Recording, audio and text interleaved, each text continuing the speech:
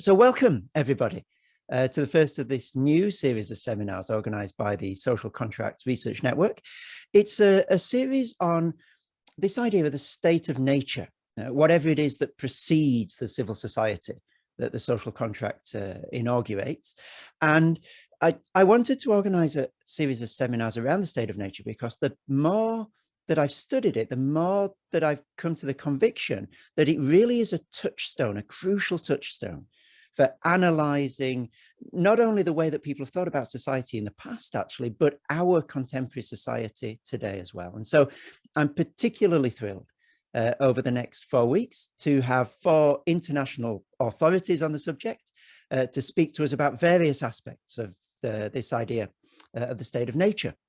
And today I have the great pleasure of welcoming Dr. Alan Levinovitz, Associate Professor of Religion at James Madison University. Alan's research focuses primarily on the relationship between religion and literature and science, with particular attention to classical Chinese thought and comparative ethics. His most recent book, which is the reason that I wanted to invite him to take part in this series, is called Natural: How Faith in Nature's Goodness Leads to Harmful Fads, Unjust Laws, and Flawed Science.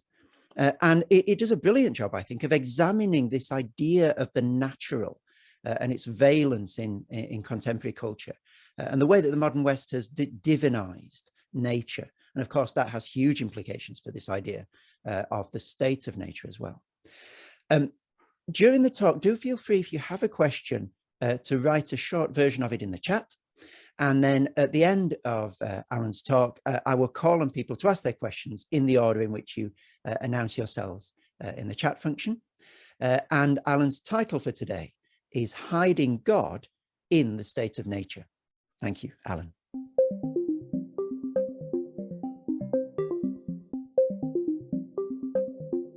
Thanks so much, Chris. I really appreciate it. I'm going to go ahead and share my screen here, and then I'm going to do a little bit of throat clearing, and then we'll be off to the races. So, and as I say to all my students, although you're not my students, but I'm still going to say it anyway, if you are, I understand it's 8 o'clock in Australia, so perhaps all of you are in your pajamas, and I do not want to see you in your pajamas, but if you feel quite comfortable showing your faces, I would love that. It's nice to see a face. It helps to know how people are reacting. If not, totally not a big deal at all. So I'm gonna go ahead and play from the current slide. How's that going, Chris? Yep, all right. Actually, you know what?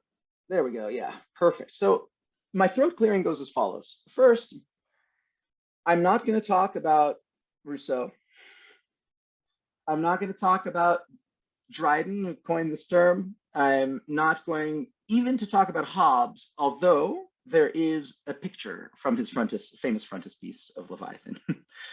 So if you were expecting that, I don't want you to be disappointed. The other throat clearing I'm going to do is that typically I do not like having lots of text in my PowerPoints. It can be a bit, you know, it's not a great way to present things, but there are some texts that I want to actually do some close readings of, and so there will be a bit more text heavy PowerPoint than I'm used to. And that's it.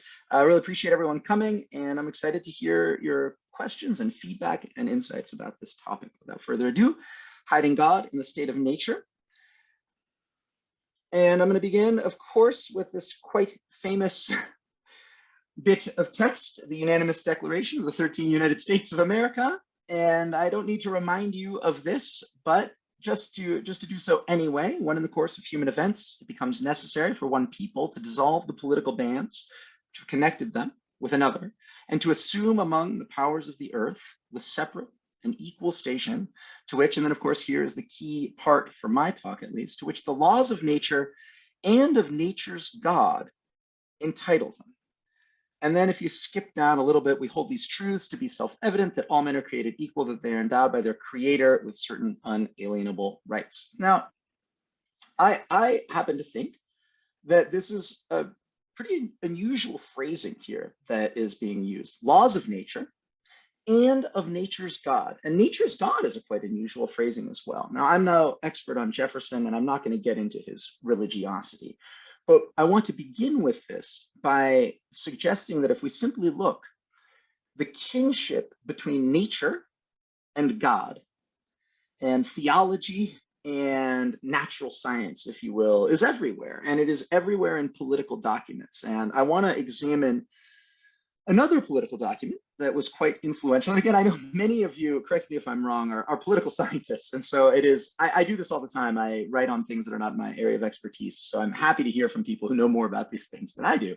But there's a book called Volney's Ruins, which was actually translated, if I'm not mistaken, in part by Thomas Jefferson himself. And it was quite influential on a variety of different figures in the 19th century. And in Volney's Ruins, he's very interested in talking about what a state is and why, what is necessary for a state, what a good state looks like, what a bad state looks like, and so on. But he also talks a great deal about laws of nature. And we're going to look closely at some of the things that he says, in part because I think they are transparently incoherent. And to the extent that they're transparently incoherent, and yet this otherwise extremely intelligent writer seems to think it's very important that he believe them, I think they're worth our attention. One of my broader research guides is that whenever I'm reading someone who's very, very, very smart, and they insist on saying something especially stupid, I like to pay close attention to why that might be. And so he says, is it not true that the followers of the law of nature are atheists? This is a kind of question and answer genre, of course, typical in the 19th century. And the answer is no, it is not true. On the contrary, the followers of the law of nature entertain stronger and nobler ideas of the divinity than most other men, for they do not sully him with the foul ingredients of all the weaknesses and passions entailed on humanity. What worship do they pay him? Worship wholly of action, the practice and observance of all the rules which the supreme wisdom has imposed on the motion of each being, eternal and unalterable rules. And I just want to pause here. Remember, this is a book about how to make a state, broadly speaking. This is about states and the rise and fall of civilizations. And it's important to keep that in mind when he's laying out what here seems to be a sort of theological argument. And you may wonder, what does this have to do with thinking? Eternal and unalterable rules, by which, and of course, you can also see the influence it's had on Jefferson pretty clearly, by which it maintains the order and harmony of the universe, and which in their relations to man constitute the law of nature. Was the law of nature known before this period? It has been at all times spoken of. Most legislators pretend to adopt it as the basis of their laws, but they only quote some of its precepts and have had only vague ideas of its totality. And that's why, well, why is this? And basically he says, well, because people didn't know enough. They just didn't know enough. If you don't know enough about the laws of nature, then you're not going to be able to fully invoke them or understand them when you're creating a state. And in this, I'm sort of punning on this idea of the state of nature. I mean, in a sense, what is the ideal state according to Jefferson, or according to, I'm going to argue later, according to the Republican Party in 2016, when we look at the Republican Party in the United States, platform? Well, the state of nature is also a state that is natural, a state that aligns itself with natural laws, and further, that those laws are in fact divine. Of course, and I'm giving away the argument at the beginning. Of course, back in the 19th century, it was okay to have divinity in your declarations about the state of nature, and even in the Constitution, or not the Declaration of Independence, you should have it as well. It is no longer okay, of course, because we want to separate church and state, at least in the United States, and in, of course, other secular democracies or nominally secular democracies. But what I'm trying to say, and this is the important part, is that by having nature and natural in, you can smuggle the theology in anyway. So all that's really happened is that people have deleted words like divinity and God, but the power of the idea is, and the way, the engine of it is serving the same function. Okay, so I'm going to keep going with Volney's Ruins. I'm sorry, it's quite boring book, but it's very interesting as a way into these ideas.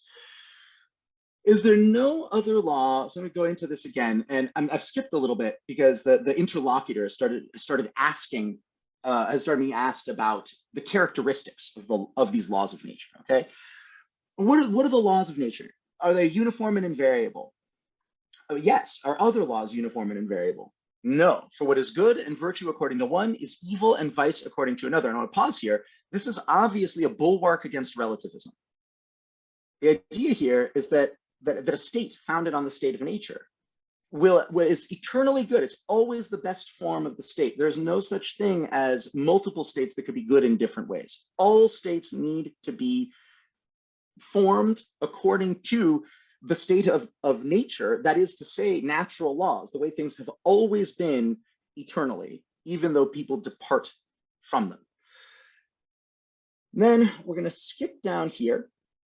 What's the character of these? Well, it's reasonable. Okay, that makes sense. And now I want you to think about laws of nature in the way that a scientist today might think about laws of nature. They have to do, of course, with truth, with physics and that sort of thing. So are they reasonable? Yes. Are they eternal? Yes. But then you notice the slippage from is to ought, this famous, philosophical idea, whether or not you can go from is to ought. Some philosophers have said that this is no longer interesting, but they're wrong about that. It's quite interesting. And here we have good and virtue. And then we go to evident and palpable and facts incessantly present to the senses and demonstrations. You notice here, we've gone lurched from morality to something that would be, I mean, not in this phrasing, but it would be very at home in a science classroom. And then we go here, past and doubtful facts, equivalent suspicious testimonies, proofs inaccessible to the senses. Again, we're now in the realm of truths, not moralities. We're in the is realm. Sixth character, to be reasonable, still in the truth realm. We're using reason to deduce them. And it doesn't necessarily have to be moral, but when it gets down to the seventh character, we say it's the just. Now I want to pause for a second. If these laws of nature are just, they're just, could they really be laws of physics? I mean, it's a strange thing to say that the law of gravity is a just law or a good law or a virtuous law. And this is the point at which Volney, just as they say, as the kids these days say, jumps the shark. Because he then makes the argument that in fact that's exactly the case, that laws of nature that are be at home in a science classroom are also good and just and moral and exist in part to discipline humans. And I'm going to show you this because it's crazy. I know it's a ton of text. I'm sorry. I promise the text is going to end soon. So what are the laws of nature that all beings are subject to? And the person says, well, can you give me some of these laws? And he says, sure.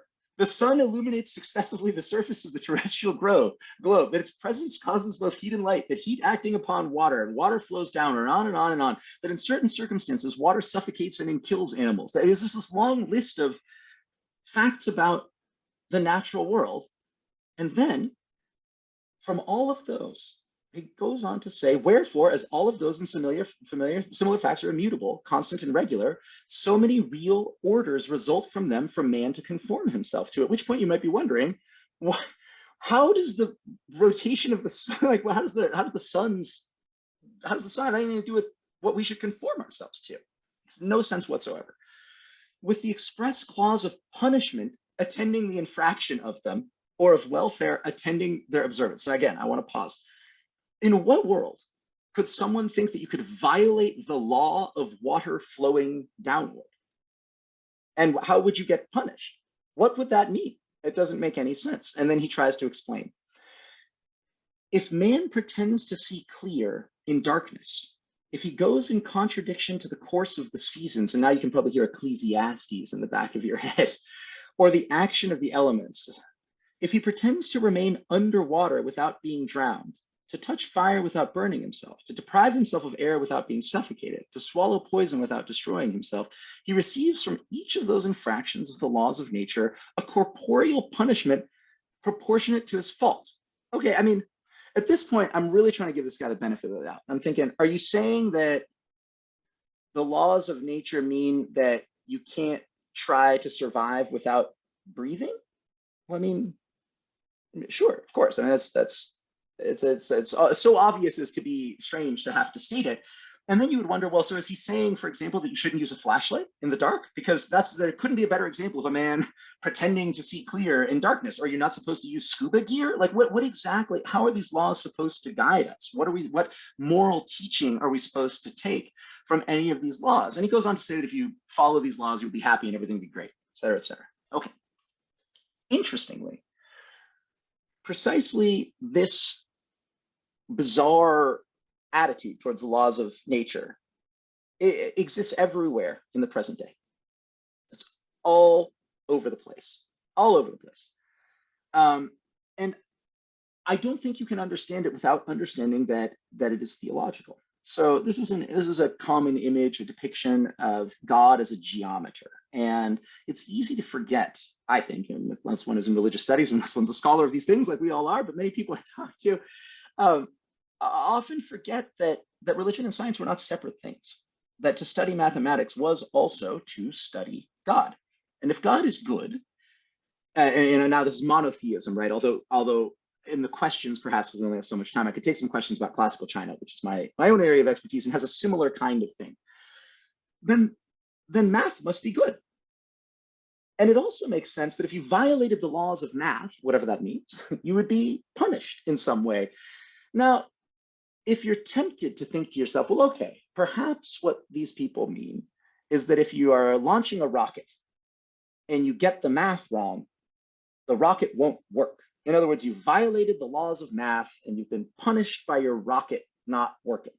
But I'm here to tell you that that is not what these people mean. For one, why would you have to say that? It's already patently obvious. So there's this book here, and I'm keeping my eye on the time. Good. There's this book here that I bought at a used bookstore because my daughter loves hermit crabs. Perhaps some of you have children who love hermit crabs. I love hermit crabs. There's a beautiful embossed hermit crab on the front of this book, and it's a book that's sold many copies, extremely influential. No one reads it anymore because it's not true, and so it is useless to us except as a historical artifact, called Natural Law in the Spiritual World. And I say to myself, why is there a hermit crab on the cover of this book? I'll tell you why. In a chapter on animals, the author says that hermit crabs are bad animals. They are examples of degraded animals because hermit crabs, if you don't know how they work, they don't create their own shells like crabs. They wander around and take other shells from other creatures and put their bodies into them. And so then this guy says, well, why does the naturalist think hardly of parasites? And hermit crabs are his example of something that's almost a full parasite. Why does the naturalist here speak of them as degraded and despise them as the most ignoble creatures in nature? And at this point, I'm thinking, my hermit crabs, like these poor hermit crabs, what's wrong with them? What do they do? And he says, yeah, I'll tell you why. He thinks hermit crabs are bad. Like he thinks they're worse creatures. They're bad. Why are they bad? Well, this guy, he's got a very sort of 19th century work ethic that you might be familiar with. All animals do need to eat, drink, and die. If under the fostering care and protection of a higher organism, it can eat better, drink more easily, live more merrily, and die perhaps not till the day after, why should it not do so? Is parasitism, after all, not a somewhat clever ruse? Is it not an ingenious way of securing the benefits of life while evading its responsibilities? And although this mode of livelihood is selfish and possibly undignified, can it be said that it is immoral? And the answer is yes. He thinks it's immoral. He thinks hermit crabs are immoral. Let's sit with that for a second. Hermit crabs are immoral. What an insane thing to say. For one, naturalists don't think badly of parasites, ugly animals that do gross things, cockroaches, whatever animal it is, they don't have a morality. That's not how animals are. Our hermit crabs aren't bad, they just evolved that way. But because this man and others like him at the time were so invested in these ideas that Volney has articulated, that the laws of nature exist as kind of moral correctives, and they are imbued with the sorts of teachings that humans must obey, he ends up thinking that some animals are better than others, like more moral than others. Of course, naturalists don't think this. I'm going to keep doing this because I just think it's so crazy. I couldn't believe it when I read it. Parasitism, the naturalist, according to this guy, will say, is one of the gravest crimes in nature. It is a breach of the law of evolution. And here I want to stop. This is really important because it is here where we make the full jump from science to theology. The law of evolution is not merely an explanation of how the hermit crab came to be the way it is. It is also a moral teaching about how creatures ought to be. And according to this guy, because he's really into working hard, creatures are supposed to work hard. They're supposed to make their own homes, right? The parasite has no thought for its race or for perfection in any shape or form. It wants two things, food and shelter. How it gets them is of no moment. Each member lives exclusively on its own account, an isolated, indolent, selfish, and backsliding life. You can imagine him telling his kid this, you know. Meanwhile, I'm thinking to myself, oh, this is a picture, by the way, of one of the parasitic wasps, which Darwin mentions as counting against the idea that the creator is inherently good, because you can't possibly imagine the creator designing something like this. So, okay.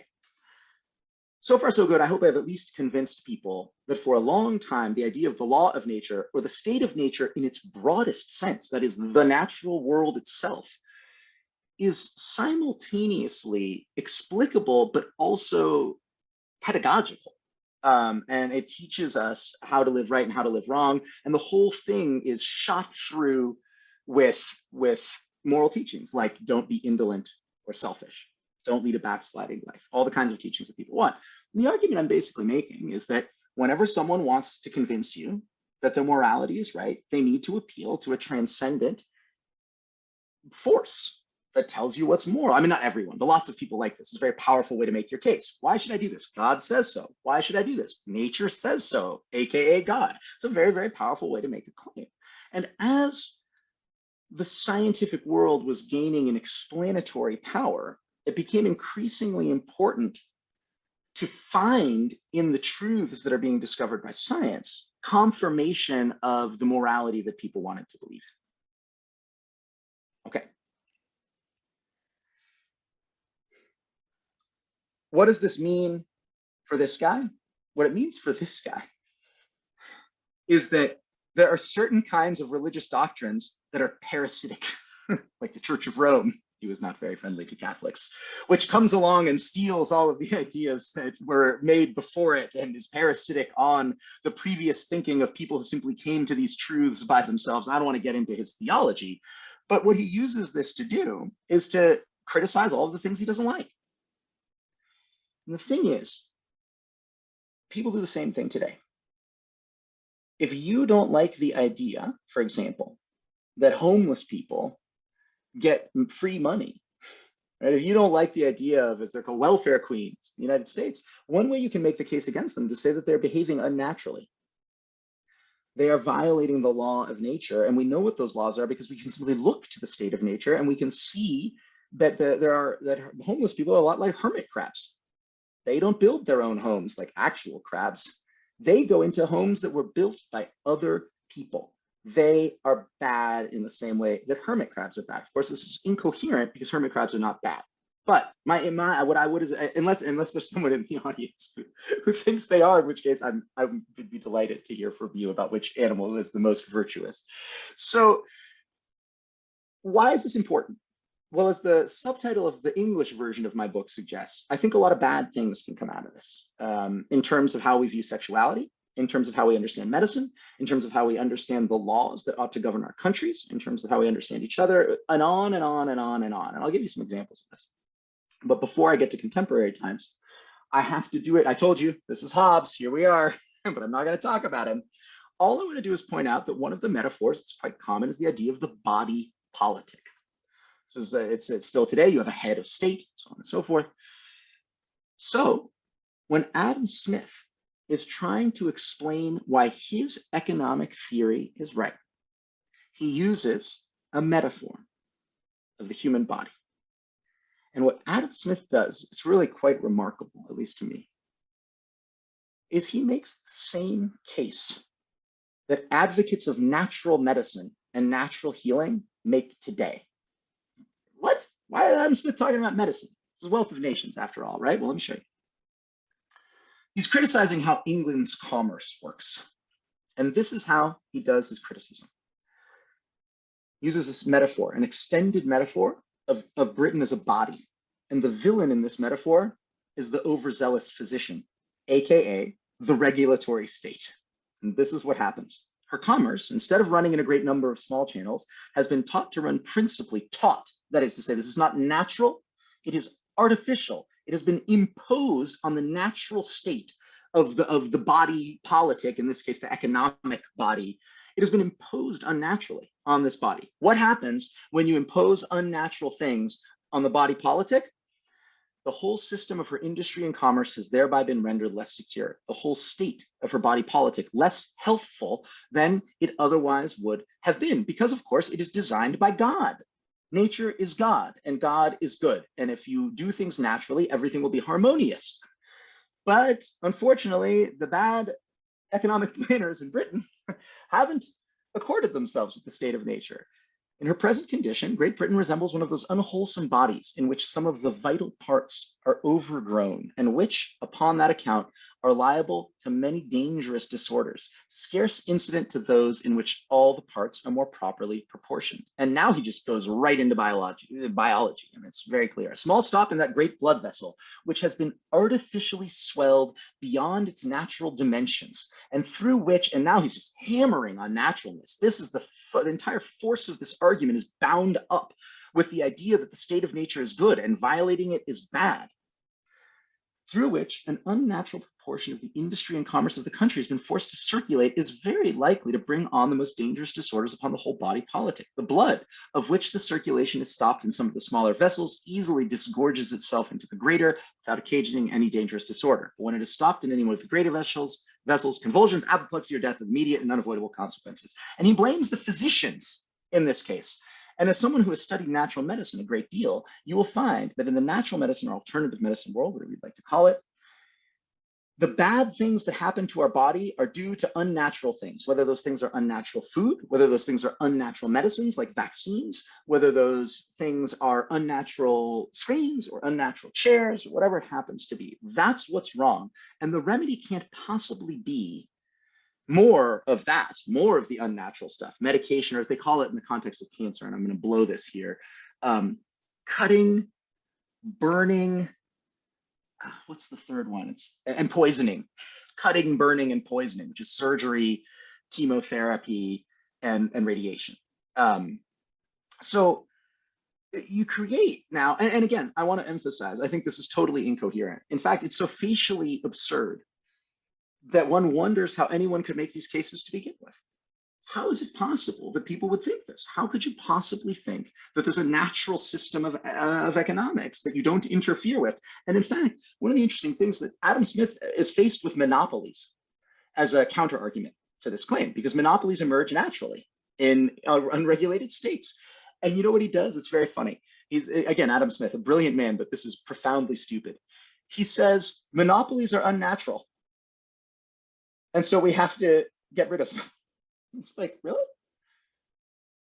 But they emerge naturally. How are monopolies unnatural? And it's very clear that because of the force of his argument requires everything bad to be natural and everything good to be unnatural, he just has to say that. So he just says it. It keeps going. It's bizarre. Okay. This is what we do today, everywhere, all the time. As soon as you see it, you will never be able to unsee it. You will be walking around, you will see it everywhere. Perhaps you will even see it in yourself, not in the context of the state of nature, but maybe you're raising a kid and you're like, geez, should I get the organic mattress? You know, in my case, should I raise my child the way the hunter-gatherers did? Is the problem that I've departed from the state of nature and that's why my child suffers? And if only I did things the way the law works, you know, it would work a little better. And of course, there are lots of different ways to understand the state of nature. Not everyone understands it as what the hunter-gatherers did. Volney, for example, would say they didn't understand the state of nature because they were ignorant. And you only really understand the state of nature when you know more. Same for Drummond. He would say that hunter-gatherers are, in a sense, parasitic, right? That if they really understood what the state of nature was, I mean, I don't know what he would say about hunter-gatherers, actually. Not the point. Point is, this occurs, this archetypal form of rationalization or verification, whatever you want to call it, occurs everywhere. So when people are trying to figure out what they want to eat, they're very concerned that their food is natural. Not everyone, but many people. This is the heuristic they use. Because it's a heuristic, if it's God, if God, they're not thinking of it as God, but if this is divine, then natural means holy and safe and good and pure. So you don't have to think to yourself, well, perhaps the safest foods are not the most delicious foods. Perhaps the foods that are best for the world are not best for my health. Perhaps, you're second guessing yourself. But if you just think natural is good, then you can eat natural foods, and it's going to be good for everything. It's going to be good for the world. It's going to be good for the economy. And you'll find this happens all the time. So for example, people who like to eat local, organically produced food, they will never say to you, I love the flavor of it and it's good for my health, but it really isn't economically feasible. They won't say that because natural means God, and God wouldn't make foods that are good for your health, but bad for the economy. It doesn't make sense. God does everything right. It goes without saying that you want to put only the very best food on your table, whether it's breakfast, lunch, or dinner. When you're at the grocery store, you have all these choices, and you couldn't possibly go wrong when reaching for the foods labeled all natural, right? And then at this point, you might think, oh, is this a debunking article? Is this an article that says, nope, that's a silly way to choose your foods, you should choose it another way? No, instead the article says, but actually, you might be deceived. The labels that say natural aren't really pointing you towards the natural foods. This article will point you towards the foods that are natural, not just natural. In fact, this article is doubling down on the idea of naturalness as the heuristic that you should use to choose your food. This is just, again, and I'm showing you things that are just facially ridiculous. This is a natural birth taking place in a water-filled bathtub. When I went to Peru to visit the Machiganga to see how semi-nomadic hunter-gatherers live, I promise you there were no bathtubs into which they gave birth. Whatever ease of giving birth they experienced, indigenous peoples in general, I actually don't write about this in the book, I should have written about it more, is in part due to the fact that they start giving birth quite young. And so if you start giving birth at 14 or 15, which is something we don't do now because we consider that pedophilia or child abuse, to have 14-year-olds giving birth is shocking. Or this is fairly common. I mean, indigenous in 19 is maybe the average age, but you really do have lots of people giving birth quite young. Imagine now it's going to be quite easy to give birth when you're 20 or 22 or 30. At 30, you're just popping them out in the field, right? And you actually see accounts of this, of people, you're not really popping them out in the field. It still hurts. But it's certainly much easier than if the first time you give birth is at 25. To which you might say, well, isn't that sort of an argument like the one that Volney makes? Isn't that an argument that the way we ought to give birth is in accordance with the law of nature? And to that, I would say, well, sure, if you're fine with people starting to give birth at age 14. I'm not right now, at least. I'm not going to, the hunter-gatherers can do whatever they want. Not my job to talk about them. So there's obviously dramatic and obvious inconsistencies in this way of thinking. And I think it's really important to sit with those and then try to ask ourselves, well, then why is it this is so important to people? I mean, this is my favorite. I mean, can you believe this? These are natural Cheetos. You might think to yourself, well, what in heaven, who in the world, and if you're in the audience, I'm sorry to poke a little bit of fun at you, but it's fine. We all do this kind of thing.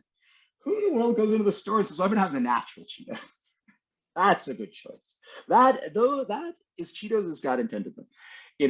I mean, it's just absolutely hilarious. And yet we do that. And the reason we do that is not only because we want to be able to convince other people that our morality is right and therefore nature is behind it, or it's been derived from some kind of state of nature, but also because the world is a very, very scary place and a very mysterious place and a very complicated place.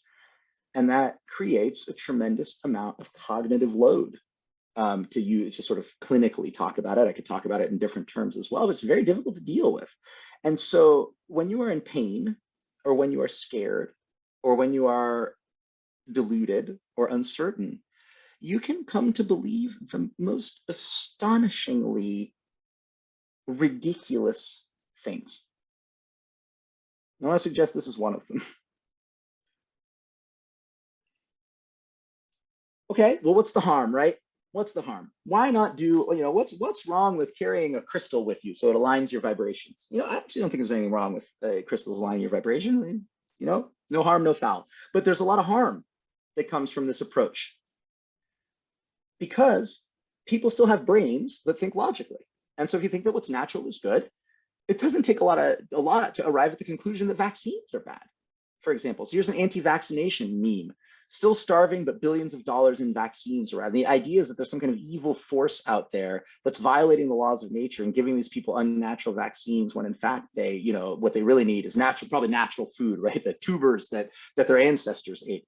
Or, for example, this is a quote that raw garlic, this is an idea that's a health minister, mind you. Raw garlic and skin of the lemon, not only do they give you a beautiful face and skin, but they also protect you from disease. Why would people believe these things? They believe these things because they think that nature and God, even if they don't think in exactly this way, are synonymous. And they think that naturalness is synonymous with goodness and purity and safety. It's very, very dangerous. And I'm just going to give you another example of how this can go horrifically wrong. I don't know if you've been following what happened in Sri Lanka. But in Sri Lanka, the government that came into place, it's very recent. I encourage you to look at it if you haven't followed this story, decided to go fully organic. Why? Because of these ideas that naturalness is good are very powerful. And in agriculture, there's a lot of big problems, right? Agriculture is effed up, if you don't mind my saying so. Like, we're really facing some serious agricultural problems, and it's such a complicated problem and so overwhelming that the idea that there's a simple solution where you just do it naturally is so tempting that you would do it. And what happened was it's horrible. It's just tragic. They were decimated. Their crops were decimated. Their tea crops were decimated. Their export crops were decimated.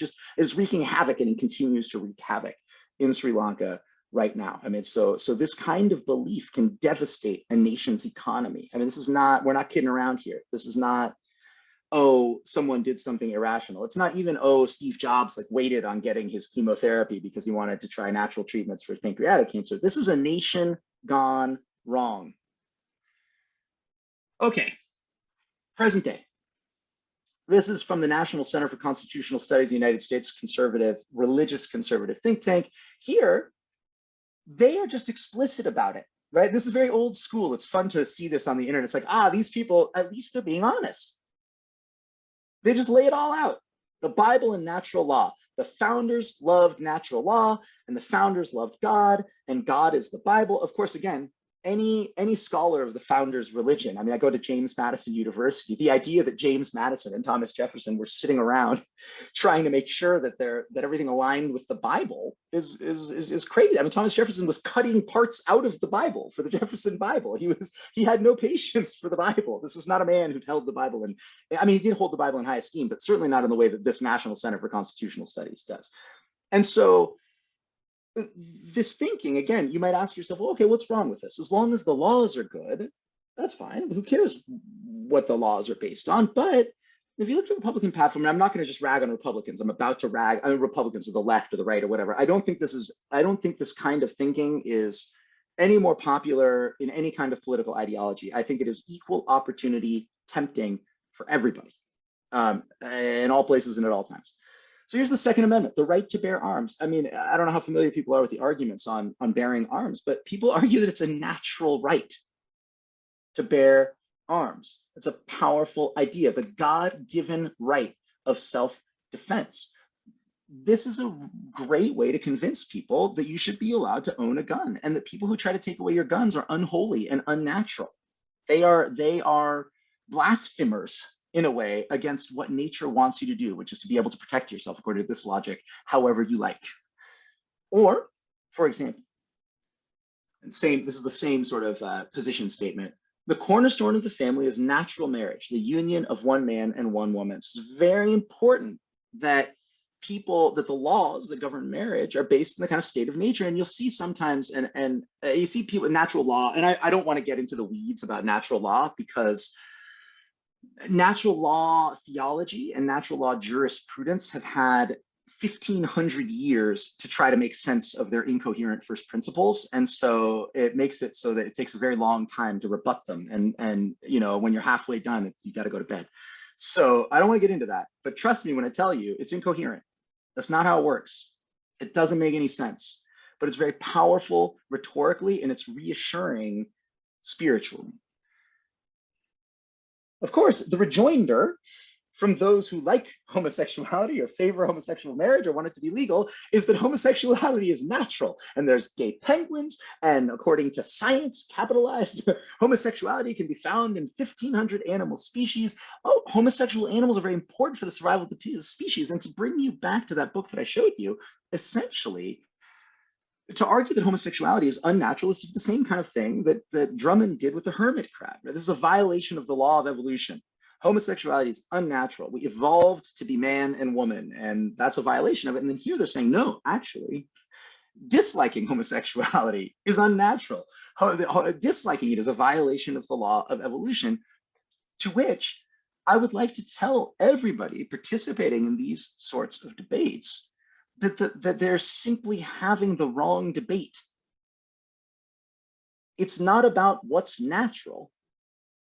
It's about something else that's a much more complicated question. And naturalness is simply the lazy answer that allows us to feel good about the conclusions we come to in a complicated world. And so that, I'd like to open the floor for questions and discussion. Well, thank you so much. Thank you so much, Alan. There's so much I'd like to ask in response to that. If anybody thanks, Stephanie.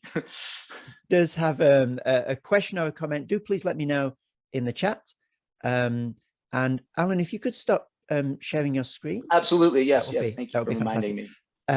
Okay, we have one question here from Karen Green. Karen, could I invite you to turn on your video and ask your question viva voce? Thank you. Oh, I think you're muted there, Karen, at the moment. Right. Okay. Sorry. Thanks. Thank you very much. So I've been thinking a bit about this question. I've been working on Catherine Macaulay, whose history of England did influence Jefferson. And indeed, she is following some natural law and the idea that this idea that there is God-given laws of nature, immutable moral truths, and that really republicanism, I mean, her advocacy for democracy and republicanism is within this context of ideas where she thinks that there's God-given progress, and we're progressing politically towards a better state. So people in the past were ignorant of the laws of nature, but there is a good God, and God has made it possible for us to understand the laws of nature, and natural law leads to what she sees a democratic republic being, which is one in which the common good becomes the common care. So it's a very kind of Christian egalitarian version. And she was an influence on Jefferson. Jefferson very much liked her history in comparison to Hume's. Now, as you say, I mean, this is a very optimistic view of the world, and this is not quite the question I wrote, but this is the sort of, it's quite problematic in a sense when one sees how deeply implicated arguments for democracy and republicanism are with this idea of a good God-given nature. And the problem is that if you just go for, okay, well, so, you know, nature is indifferent, you end up with something more like, you know, Hobbes, Mandeville, maybe Foucault. All right, what are, when you look at states, actual political states, well, what have you got? You've just got the powerful imposing conventions on the weak, basically. And so, you know, this where does one find, if you like, the basis of morality that is assumed within this kind of tradition? Now, I mean, my question was actually about Indigenous people, because I think that you know, you don't need God, in a sense, to get this conflation between, you know, what is natural in the sense of what is prudential to do given the nature of things. So Indigenous people talk about the law and obeying the law, and the law is both, well, it's a set of conventions which, in the environment in which they are in, actually promote the well-being of the people. Presumably, this idea that it is good to obey nature and the law is something that has evolved, because in fact it has been successful evolutionarily, that we should think not only that it's natural and right, well, that obeying the conventional laws, as it were, brings about the good, just in the way in which obeying the prudential laws is. And so this idea, which you've got back in Plato as well, that the body politic, you know, that governing is a form of medicine. It's a kind of social medicine whereby the good politician understands how to bring about the good of the body politic. That kind of idea is very old, and in a way, I think it's one that we shouldn't throw out. So in some sense, I'm kind of saying, look, if you don't think that at some level there are truths about the nature of society and what promotes the good in society, and that and that it's up to us as political animals to try and understand those truths, if you totally give up on the metaphor, then you've got, in a way, nowhere to go except might is right. And so you don't want to undermine it too much. So that's the kind of comment, but it's also, I guess, a question. So would you like to respond? Sure. So what I would say is, I think, you know, if you think a lot about Jefferson, you're going to be under the illusion that this leads to good governments. But there are plenty of tyrannical governments that are based on natural law.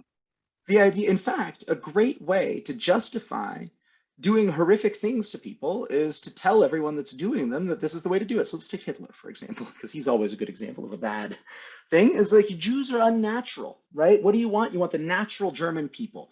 That's who you want in Germany. They're the people who belong to the land, right? What is a good citizen? It's a natural citizen. What do you need to do to become a citizen? Actually, you get naturalized, right? So arguments that what is natural is good have been used by everybody. Mao used these arguments. Everyone uses these arguments. So I would say my response is first that in fact it's not true that this metaphor is some kind of is generally beneficent.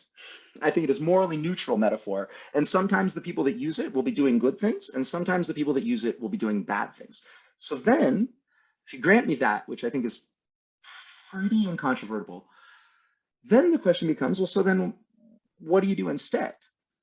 But since the metaphor itself isn't especially good for anything but making people believe something strongly, I think the answer is, instead of using metaphors that make people very certain, we allow people to live with uncertainty and ambiguity a little bit more. And so we ratchet down the idea that in order to have a good state, we must assert tyrannically, as Jefferson did, really. It's just, we just got lucky. It just happened to be good. You know, it's just a good set of stuff. But, you know, you don't have to assert that tyrannically. And in a sense, right, this is what the United States did when it was nation building everywhere. You know, this is what England does, right? So you might even have a country that lucked into a good form of government that then uses its convictions about the goodness of that government to go and decimate other nations. And so my answer to your question is that, and this actually, goes, Chris, to something I was saying to you earlier. The answer, well, so what do you do instead? Is you chill out a little bit. You relax and you say, you know what? I'm not sure. I'm not exactly sure how this is. Can we all get together and talk it out? In fact, I would say that democracy, true democracy, empowerment of as many citizens as possible, is more likely the less you have metaphors out there that ossify people's convictions and make them eternal and immutable and transcendent. So the answer, I think, is something like humility and uncertainty and ambiguity, just a little bit more of it. That's not an ideology, right? I mean, at the end of the day, you've got to make laws, but you make the laws with due humility. And in fact, there was a really interesting piece in the Washington Post that I highly recommend. I don't know how to find it, but a guy named Carlos Lozada, who analyzed the abortion decisions that have been made in the United States. And he goes through them and he notes that basically they become increasingly strident in tone. So the early decisions, Roe v. Wade, the justices are saying things like, this is a very hard question. My esteemed colleagues, this, I couldn't, this is so hard. Whereas now the justices are just scoffing at each other, right? It's just manifest, you are manifestly evil. Both sides think this, right? And I happen to believe that these sorts of metaphors, God metaphors, or I don't know what you want. I don't have a good name for them yet. I think they're quite dangerous. And to the extent that I think we would function better with fewer of them, I think that would be really helpful. So what do we do? Like, what do we base our morality on? We sit around and say to each other, I'm scared. I don't know. What do you think?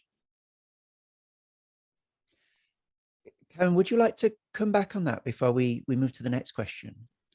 Oh, look, I totally agree that the God metaphor is incredibly dangerous, and I just think that, but I do think that the whole problem of yes, I mean, I agree with you about arrogance but I also, okay, so I actually have a little paper in a journal called Dialogue and Universalism. In fact, I gave a paper on this kind of topic a bit in an earlier session, and it is on YouTube, isn't it? So yeah, and then I tried to improve my ideas in an article in Dialogue and Universalism, which, if you like, I could send to you. But so you're kind of, in a way, you're damned if you do and you're damned if you don't. My thought there. So there are two different things going on. I mean, one, coming out of Catherine McCauley, one of the things that she disagrees with in relation to Hobbes is the question of whether we are, if you like, moral by nature, whether there is, as it were, whether all political imposition is something where morality is just artificial, okay, and it's a matter of convention, and in effect what it does is that it constrains a nature, because once again you're getting back to nature, a human nature which is fundamentally bad or fundamentally selfish, okay. So political institutions are just simply whatever you put up with dominion, because if you don't put up with dominion, the state of nature is a state of war. Okay, that's the whole. But may I actually, Karen? I'm sorry. I just remembered something you said earlier, and I'm sorry to interrupt. I just want to jump in and address this. Because I was wrong about something, or I said something incomplete, and I like that you brought up the fact that God isn't necessary, right? That you brought up indigenous peoples, for example. It's not. People also use these metaphors to fight back against power. So in China, for example, the word for natural, in ancient China, the word for natural is ziran, which literally translates as self-so, or so of itself. That is to say, organic, spontaneous. And when you are being controlled by someone, you can say, well, you are artificial, you are manipulating me, but what's good is what's natural and spontaneous. So the metaphor can be deployed as a way of escaping from tyrannical control, even though, of course, the tyrants are also using this metaphor. But I think there is embedded in this metaphor something good, which is to say that it can allow people who are disempowered a kind of confidence in their own, in what they believe to be true, even if the dominant ideology or the people that are dominating them disagree. And you reminded me of this, and I just wanted to say that because I think it's a really important thing. So it's not all bad or all good or anything like that. But I would think that is actually also going back to the God metaphor, because if you think that somehow what you spontaneously do, what you spontaneously believe is good, that's because you think that God has innately given you innate knowledge of, as it were, what you have, what is appropriate. So you're falling that, even that. So what I was trying to argue was that, in fact, we have evolved with this very strong desire to do what is socially appropriate. I mean, this is actually an idea that you've got in Locke. Locke is worrying about, where do we get ideas from? And the idea of morality. Okay, he wants to say it's not innate. Well, so that we don't have innate ideas, but we do.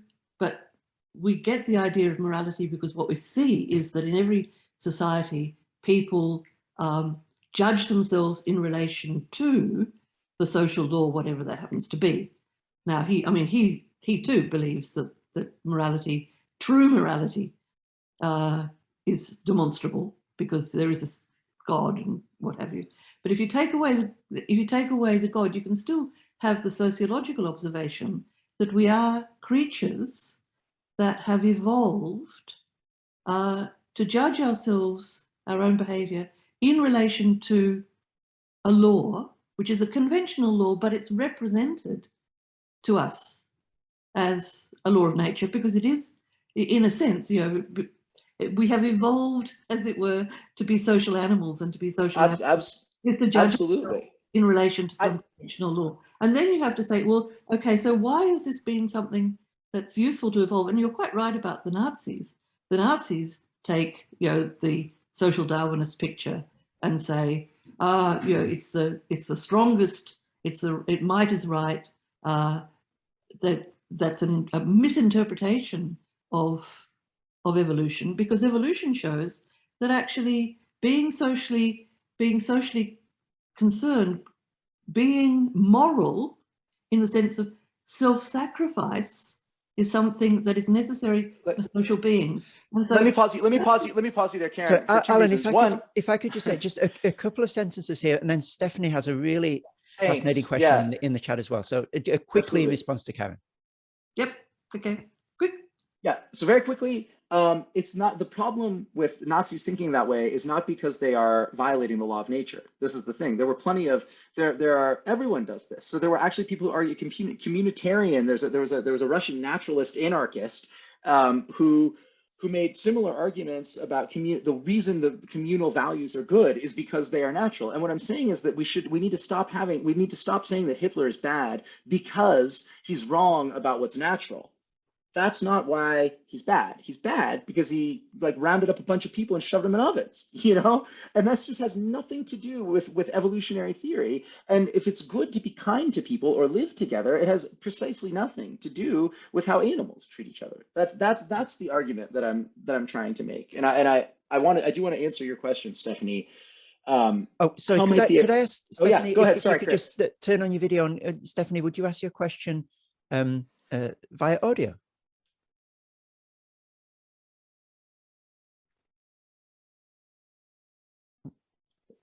I wonder if Stephanie's there. If you just go for it.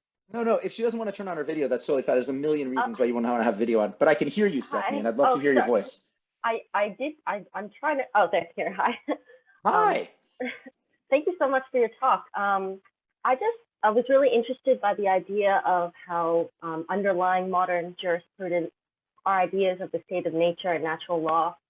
And I was just wondering if in that context, COVID, the virus would be considered unnatural, or whether our solutions to the virus might be considered unnatural. And I was just wondering how this might implicitly affect the state's approach to handling the pandemic. I could see solutions deriving from more of a positive law standpoint, being based on behavioral measures, perhaps, and maybe measures that derive from a natural law standpoint, maybe invoking morality in terms of people's sentiments towards each other.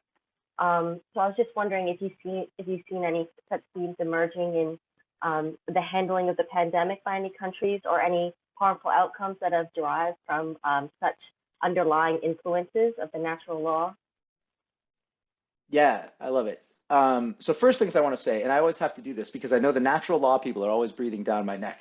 The natural law people are going to say, "Oh, this Levinovitz, she's making a mistake. It is not the this is not the fallacy of the appeal to nature."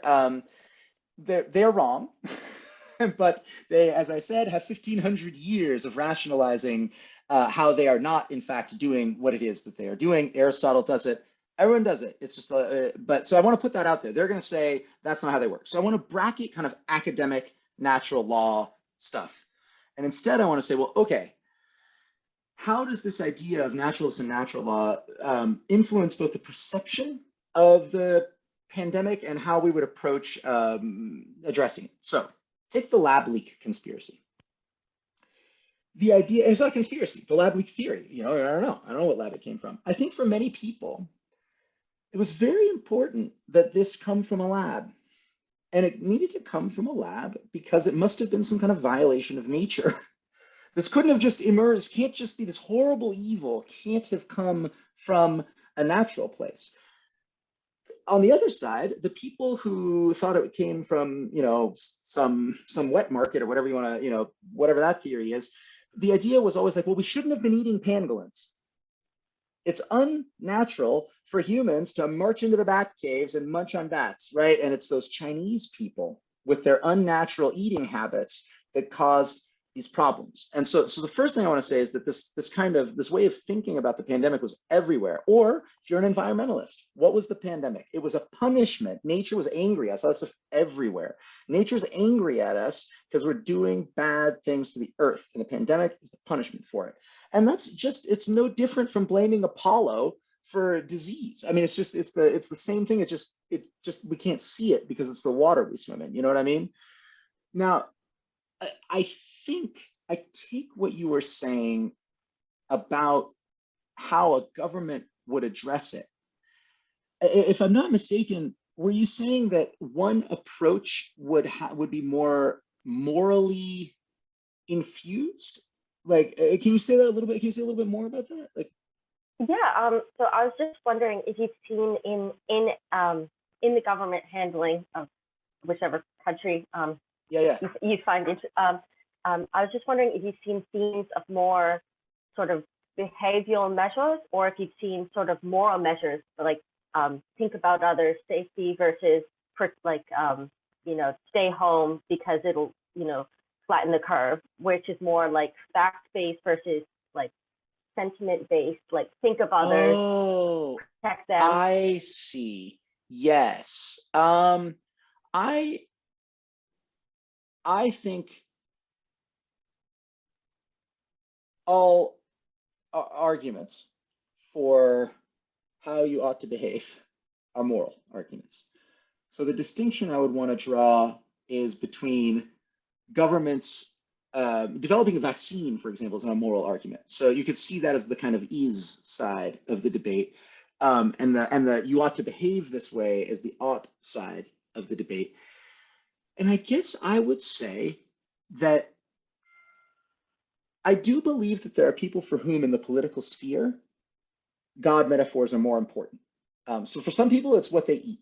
For some people, it's how they want to be governed. For some people, it is how they raise their children, right? These metaphors are only present in our lives at the moments of crisis and insecurity, right? And so I would say that the people for whom God metaphors are more important when it comes to politics I think they are going to be, let me think about this for a second. It's a very interesting question. So, okay, I think that's true. Now I'm trying to sort out how, no, at the end of the day, I think it has precisely nothing to do with what kind of action you deploy. Because developing a vaccine is going to be like kind of a moral thing where you have to have a vaccine. Why? Because people opt to get vaccinated. So these things on a double, the policy-wise, it's not. But I think that to the extent that the people for whom God metaphors were more important are going to be more strident about their approach to the pandemic, whatever it is. So it's the people for whom this kind of metaphor is central to their understanding of how they ought to function in the body politic, who are going to be shouting loudest about whatever it is they think we should do, whether it's wearing masks or not wearing masks. And those are people, and again, I just mean this in a very sort of descriptive way. Those are people for whom the idea of a body politic without a transcendent grounding is terrifying. And you can come to that place in a variety of ways. I can't speak, I'm no psychoanalyst, but there are other people for whom, how is our government justified? I don't care. How do I decide what to eat? Now that, like, if you don't give me a rule, if God doesn't give me a list of foods I eat, I'm gonna have an anxiety attack, right? And so that's what I would say. I'd never thought about this before, so I really appreciate thinking about this. So yeah, I think these metaphors are more important or less important to different people in different contexts. And to the extent that that metaphor is present and motivating and foundational in a particular context, I think people are going to be more intense about the rightness of whatever given approach they happen to have decided upon. Oh, thank you so politically. much. Yeah. Wonderful. Thank you. Alan, I wonder if I might jump in with perhaps what's going to end up being one final question before we need to let you go. And it begins with an agreement with what you're saying and then tries to push back a little bit towards the end. So the agreement is that people have perpetually, perhaps pathologically, tried to ground all sorts of political positions in the natural order. And so you've got, Louis XIV, the Sun King. Why the Sun King? Because there's one sun and all the planets go around it. So there's one king, obviously, because we're cutting with the grain of nature and everything revolves around that one central body. Like, how else would you do it? That's how nature works. Of course. But then I tried to think, okay, well, what's a counterexample to that? And I'm struggling to think of one. So if you think of the people who are sort of maximally different to Louis XIV, so the French philosopher Gilles Deleuze, for example. So he would say that difference is fundamental in reality, as opposed to identity, his overturning of Platonism, and therefore our politics, should valorize difference. Or think of Foucault, who says that sexuality is a 19th century construction. So, hey, let's construct it differently. Is there anybody who says the way things are is A, B, and C, so let's do X, Y, and Z? I just can't think of anyone. And so is it a case that however much as you're doing, you see the dangers, you've very eloquently sketched that out in terms of Hitler and others, the dangers of doing this, you just can't not do it. And even if you try to wrestle away from nature, there's going to be a natural metaphor that surprises you through the back door. Yeah. Yeah, great. So here's my answer to that question would be, that it is not, in fact, about what you use to justify whatever it is you happen to believe is good or right or true, but I'm struggling for the right adjective here, the conviction with which you argue for it, and the dehumanization, I'm not sure that's the right word, but I'm going to go with it for now, of those who disagree with you. And so there are plenty of people out there, most normal people, right, who are just like, I don't know, this is a really crazy world. And then along comes Foucault or Jefferson or Hitler and says, no, it's not. Don't worry, I got this. Here's how it works. And so if you're looking for examples of people who don't do that, they're everywhere. They're us. I assume, I don't know, and there are, it is possible, I believe. It is possible. And, there's a sort of paradox here, right? Because I'm stridently arguing against the God metaphor, but that's why I think I also, and that's why I said that, I like that Karen brought these things up. That's why I said, well, wait, hold on. This metaphor can also do good. Because at the end of the day, what I believe, it's not that the metaphor itself is evil or wrong or anything like that. Metaphors are, metaphors are aesthetic, they're ways of trying to grasp a fundamentally ungraspable world. It's that this is a dangerous metaphor. And it is an addictive metaphor. And so we ought to be quite careful with it. And we ought to say when we use it, now this is pretty incoherent, and I see a lot of problems with this, but I do feel a little bit like, you know what I mean? That's how we should be talking. And so I agree with you. You can't really get away from this metaphor itself, or if not this metaphor, something like it. But you can get away from deploying it tyrannically, or deploying it compulsively, or deploying it without a healthy sense of how ridiculous it is. Plenty of people do things that are ridiculous, and they say, now I know this sounds crazy, but will you please, I don't know, like I turn the knob 3 times on my door before I leave, right? And that's fine, that's great. I love those oddballs, right? It takes every kind. But it's when the person is so deeply insecure and fearful about doorknob turning that they feel like the only way they can be safe is for everyone to turn knobs like this, and that it's just tremendously important for them to think that this is going to save them, right? It's so important for them to think this, that the only way to convince themselves of it is, as in the fairy tale, right? We're just going to take all the spinning wheels away. All of them. We're getting rid of all of them, right? That's really intense, and that's, I think, that would be my answer to your question, which is, I think you're right. I don't mean to say, let's get rid of this metaphor. What I mean to say is, let's treat it with the caution that's due to it, with a great deal of humility and uncertainty, and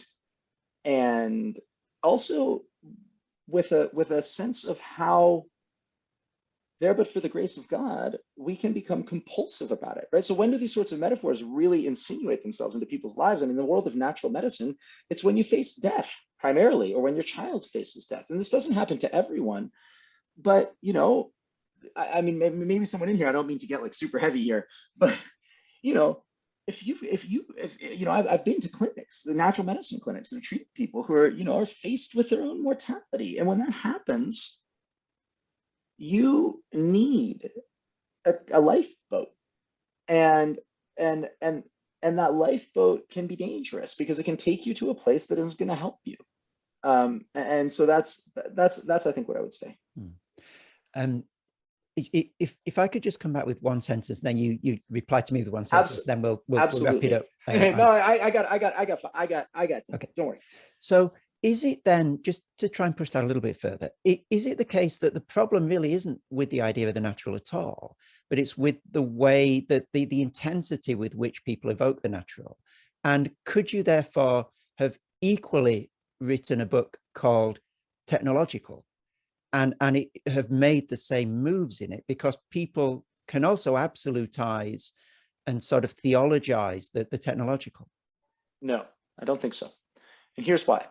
So there are people that do that, right? Ray Kurzweil, the kind of futurists, the singularity. But the difference is that natural is more powerful than that technological one. So they are two sides of the same coin, but one is asymmetrically powerful as a metaphor. And the reason it's asymmetrically powerful as a metaphor is because nature is unbelievably crazy. It's crazy. We don't understand it, that there are organizing forces, whether you are secular or religious, whatever you believe, There are organizing forces that beyond and before humanity that made parasitic wasps and made dinosaurs and made the cosmos and all. What have we done? I mean, we made computers. I guess they're like pretty cool, but like that we don't have much on. I mean, you know, this force made us, you know, so like what did, you know, and so I think there's just, it's just a supercharged metaphor. And to something I was talking to you about earlier, Chris, which is my interest in numbers. I understand personally why this metaphor is so powerful. It's very clear to me why this comes up again and again and again in different contexts, transcultural, you know, like, or transhistorical, cross-cultural. I get it, right? It's pretty obvious to me. I have no idea why numbers are equally powerful, or at least powerful in the same kind of way. In other words, why is it the case that going 1, 2, 3 is very powerful? Or like people would say like my lucky number 7 or like the number 13. So what I'm trying to understand is the engine of metaphorical potency in the case of numbers and in the case of natural. But in the case of natural, I get it. In the case of numbers, it's completely mysterious to me. And so I think that if we want to get a handle on the sorts of forces that we are prone to being possessed by, numbers are a great place to start. Unlike natural, which tells me nothing about the kinds of forces, you know, and so that's yeah, that's what I was saying. So I think there's an asymmetry between the two, but nevertheless, there are other kinds of metaphors like that. Metaphors, or I don't know, what would you call it? I don't know, ways of describing reality or whatever that are much more mysterious. Their power is much more mysterious, and I'm interested in that a great deal because the you know, that's important too. It's like charisma. Fantastic. We wait with the bated breath to see what you're going to say about numbers. And Alan, you've been wonderfully generous, both with the presentation and with the really rich way that you've engaged with all these questions. Please, everybody, join with me in thanking Alan Levinovitz. Thanks, you guys. It always means a lot to be able to express myself to people and have them be interested in my ideas. It's a cliche, but it's true.